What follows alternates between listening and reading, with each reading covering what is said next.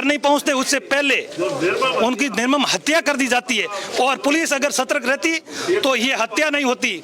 परिवार के लोग भी हैं यहाँ पर, जो है परिवार के सदस्य हैं, उनसे जानने का प्रयास करते हैं। शुरुआती दौर पे क्या घटना हुई थी? शुरुआती दौर पे ये 29 तारीख की घटना है, अभी 29 ये अक्टूबर की। ये ओमाराम के पड़ोस में भंवर सिंह जी करके रहते हैं, उनके खेत और घर पास में है।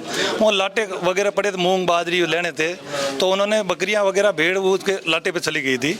तो उन्होंने घर वालों ने मना किया, भाई हमारा लाटा खड़ा पड़ा है, आप अपनी है ना ये ओड़ वगैरह आप यहाँ से हटा दीजिए। तो उन्होंने हटाया नहीं। हटाने की वजह से नुकसान होते हुए देखता हुआ तो भंवर सिंह जी वगैरह आए, मना करिए। तो उस पड़ोस में रह रहा था ओमाराम, उन्होंने भी कहा कि भाई देखो भैया इनके अनाज पड़े हुए हैं, इनको हटा दीजिए। आप नहीं हटाया तो उस आपस में तांतु हुई थोड़ी बहुत। तो तांतु होने के बाद में हो सकता है कोई धक्का मुक्की थोड़ी बहुत हुई होगी, तो उसमें थोड़ी बहुत उसके जो येड़ सराहने वाला था, कोई सौम्य का वगैरह कोई मामलन था, उसकी थोड़ी क्रॉस आ गई। वो जाके पुलिस थाना मडली में कोई FIR दी है। हाँ सर,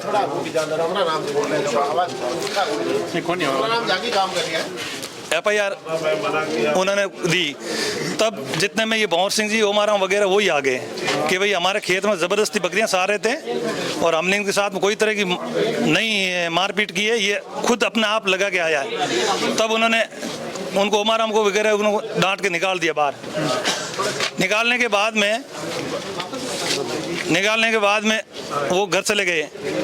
शाम 30 तारीख को शाम को ओमाराम और इनको भंवर सिंह को पुलिस थाना मडली के HO कमलेश जी गहलोत अपनी टीम को भेजता है और 151 में इन दोनों को अरेस्ट कर लेता है, अंदर डाल देते हैं। अंदर डालने के बाद में उनको तहसीलदार को पेश करके छोड़ दिया जाता कल। फिर उन्होंने वापस कल लिखित के अंदर ओमाराम जी और इन्होंने भंवर सिंह लिखित में दिया कि हमारे को जान को खतरा है और आप इनको पाबंद करके इनके खिलाफ उचित कार्रवाई करें। इन्होंने ये HO की ढिलाई की वजह से ये FIR दे के घर नहीं पहुंचा।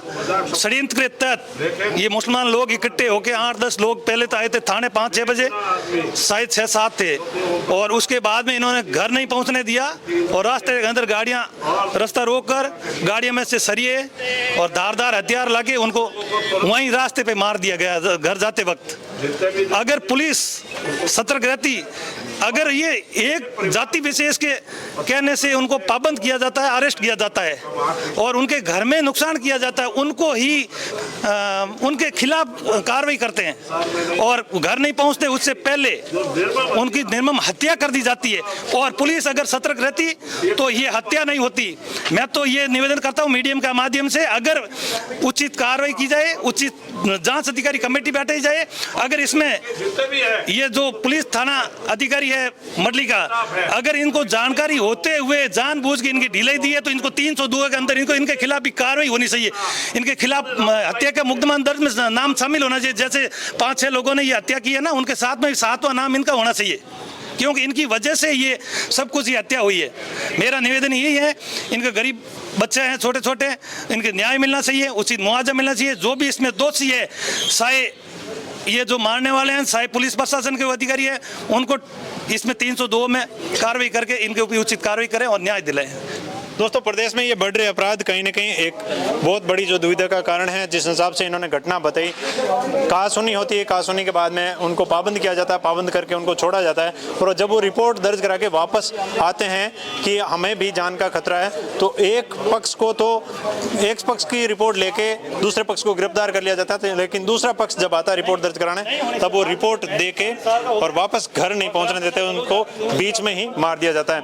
इस प्रकार की घटना के बारे में आप लोगों का क्या कहना है, जरूर कमेंट करें, और उन लोगों के बारे में क्या कहना है जो इस प्रकार की घटनाओं के ऊपर जाते तो जरूर हैं, राजनेता हो चाहे राजनीतिक पार्टियां हो, लेकिन वो किसी भी प्रकार की कहीं भी प्रदेश के अंदर लगाम लगाने में सक्षम नहीं होते। ऐसे लोगों के बारे में भी आप लोगों का क्या कहना है, कमेंट जरूर करें। मैं आपका भोज भाई फिर हाजिर होऊंगा, तब तक के लिए जय हिंद, जय भारत।